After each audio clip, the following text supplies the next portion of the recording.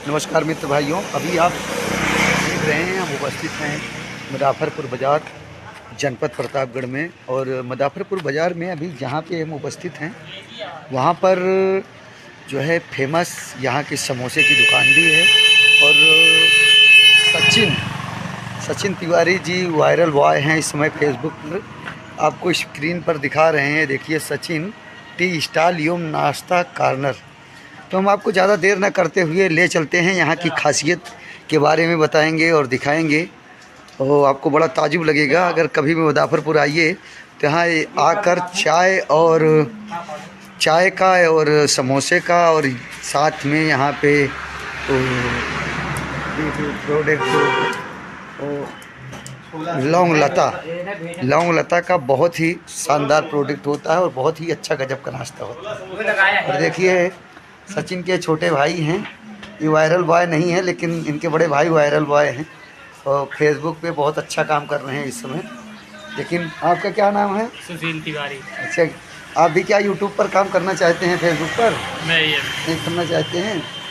अच्छा। तो भी तो भाइयों देखिए, दुकान की खासियत के साथ साथ जैसे कि बात करें, सचिन तिवारी के पिताजी बड़े भैया अशोक तिवारी जी हैं। और अभी आपको हम सीधा देर न करते हुए ये देखिए आपको दर्शन करवा रहे हैं। भैया जी की खासियत जो लोग पास पड़ोस के होंगे बहुत अच्छी तरीके से जानते होंगे।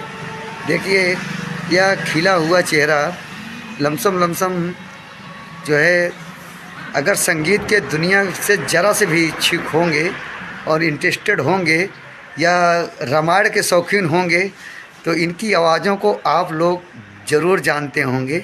चेहरा शायद अब धीरे धीरे ढल रहा है, लेकिन नाम अशोक तिवारी। हारमोनियम पे कोयल बिना बगिया ना सोहे रामा, और फेंक दिले थरिया। और भैया जी का कई तर्ज, जब से सिपाही से भैले हवलदार हो, नथुनिया पे गोली मारें सैया हमार। ये सब तर्ज भैया जी का बहुत ही लाजवाब रहता था। और मेला दिलों का आता है, एक बार आके चला जाता है। तो ये देखिए, सचिन बॉय जो वायरल सचिन बोल रहा था, ये सचिन बॉय, इनके दुकान पर आज मुलाकात करने का जो है हमारे लोगों को भगवान ने टाइम रखा तो साथ में हमारे बड़े भैया जी भी विराजमान हैं। तो भैया जी का बहुत बहुत धन्यवाद हमारे यहाँ है। दोस्तों, एक ही चीज़ मैं कहना चाहूँगा कि भैया भी प्रयासरत हैं, लगातार प्रयास कर रहे हैं, आपको अच्छी चीज़ें दिखा रहे हैं। दोस्तों, इनका भी सपोर्ट करिए, थोड़ा सा स्टार भेजिए, चैनल सब्सक्राइब कीजिए। दोस्तों, इनके आइडिया में कुछ त्रुटियां थी, आज वो सही हो गई है। दोस्तों, आगे चल के आपको बहुत सारे अच्छे कंटेंट देखने को मिलेंगे। सपोर्ट करते रहिए। भैया मुझसे मिलने के लिए आए। दोस्तों, बहुत अच्छा लगा। तो देखिए मित्र भाइयों, लोगों का इसलिए प्यार होता है। सचिन जी भी अपना काम छोड़कर, और बड़े भैया जी देखिए काम में लगे हुए हैं, लेकिन जो है फिर भी ये देखिए आराम विश्राम सब यहीं पर हो जाता है, क्योंकि अपना रोजी रोज़गार ज़रूर होना चाहिए। तो यह सभी लोग देखिए, भैया जी अपने बच्चों को लेकर रोजी रोज़गार में जुड़े हुए हैं। लेकिन अगर बात आ जाती है तो सचिन भैया भी अपने ब्लॉग में अच्छा बना के भेज रहे हैं, अश्लीलता नहीं परोस रहे हैं। सबसे बड़ी बात यह है।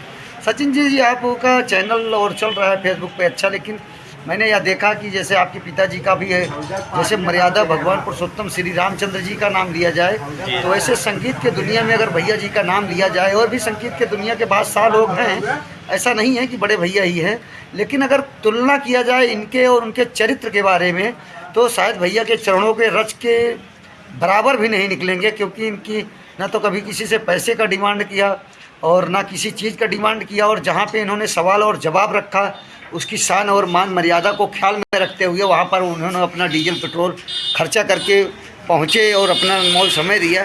तो आप उन्हीं के जो है पुत्र होते हुए भी आप अश्लीलता नहीं परोस रहे हो, जो कि आजकल पैसा कमाने के लिए, अपने आप को फेमस होने के लिए लोग अधिकतर यह चॉइस रखते हैं, पैसा आना चाहिए चाहे जिस प्रकार आना चाहिए।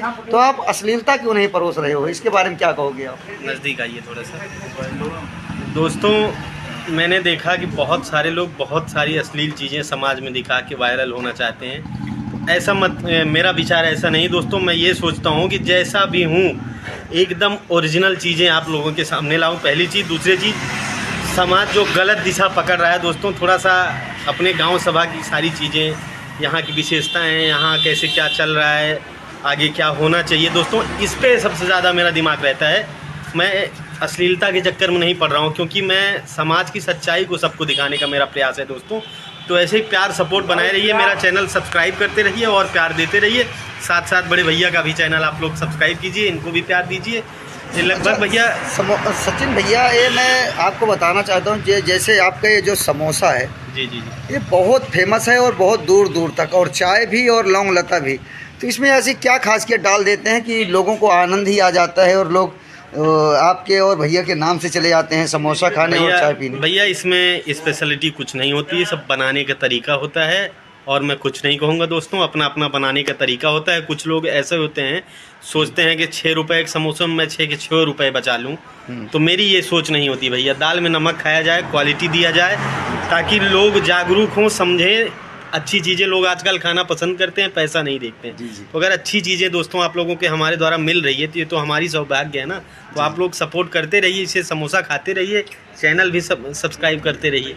बहुत बहुत धन्यवाद। देखिए मित्र भाइयों, दुकान तो आपको छोटी सी नज़र आ रही होगी, लेकिन इस छोटी सी दुकान की खासियत जितना जाएंगे, जैसे सचिन तेंदुलकर अगर क्रिकेट की दुनिया में देखा जाए तो उनको भगवान कहा जाता था, तो ऐसे अगर मुजफ्फरपुर की बाज़ार में अगर सचिन टी स्टॉल पे आ रहे हैं तो समझ लीजिए इस समोसे का स्वाद नहीं मिल सकता।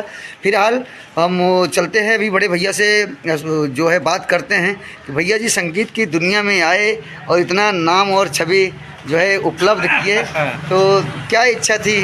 अच्छा भैया जी प्रणाम। भैया जी मैं जानना चाहता हूँ, जैसे कि संगीत की दुनिया में आप आए और हम लोग बचपन से देख रहे हैं, छोटे छोटे थे, कि आप ना कभी पैसा लेते हो ना कुछ लेते हो, और फिर भी जहाँ पे अगर आपने दे दिया समय कि हम आपके यहाँ दरवाजे पर आएंगे, तो वहाँ पे आप इतना समय और आपके इतना समोसे की दुकान भी फेमस है, फिर भी समय कैसे और क्यों निकालते हो? ये समाज बनाने में बहुत परिश्रम करना पड़ता है जी। समाज में मेरे पास हुनर है, लोग पूछते हैं, बिल्कुल पहुंचा जाता है वहाँ। अपना सर्वस काम छोड़ के काज करके सबके यहाँ पहुँचते हैं भैया।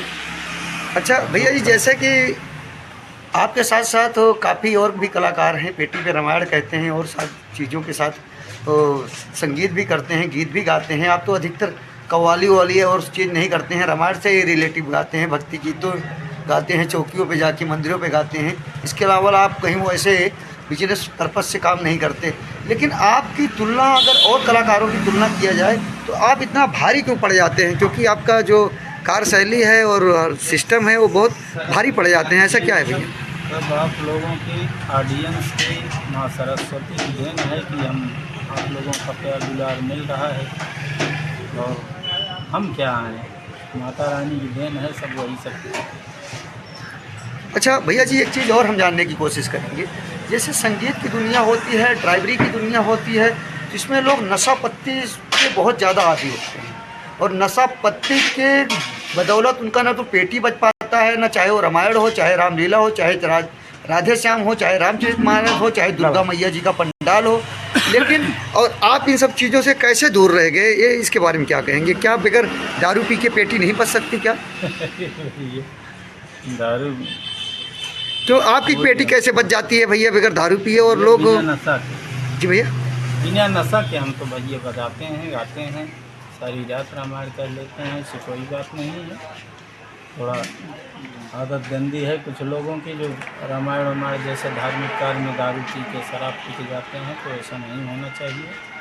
शुद्धता के साथ रामायण का पाठ होना चाहिए, यही मैं। अच्छा ऐसा तो कुछ नहीं है भैया कि अगर दारू ना पियो तो रामायण नहीं कह सकते हो, ढोल और हारमोनियम पेटी नहीं बच सकती? नहीं, क्यों नहीं बच सकती? बच सकती, श्रद्धा होनी चाहिए भगवान के। क्योंकि आप जब सुरीली आवाज़ छेड़ते हो भैया पेटी की धुन पे, और जब फिर तो सुनने में यह आनंद आ जाता है, क्या आपको भी इस चीज़ का नाज होता है कि हाँ मैं इस तरीके का रामायण कहता हूँ? आपने अपना रामायण कभी सुना कि हाँ मैं इतना सुरीली आवाज़ में इतना अच्छा जो है एक जो है रामायण को प्रस्तुति करता हूँ? कभी सुन लेते हैं। तो इसका आप श्रेय किसको देंगे भैया? क्योंकि आपकी जब सुनने में आ जाता है कि मतलब हम लोग बचपन में थे छोटे छोटे, जब आप नाम आ जाता था कि भैया जी आए हुए हैं, तो हम लोग फिर आपको देखने की लालसा में बैठे रहते थे। भैया रामायण कहेंगे, हमारा लोगों को कोई गिनती उनती नहीं है। भैया जब जो है जो है रामायण कहेंगे, हम लोग सुनेंगे। इसका सारा श्रेय किसको देंगे भैया जी? आप कि एक महान कलाकार होके और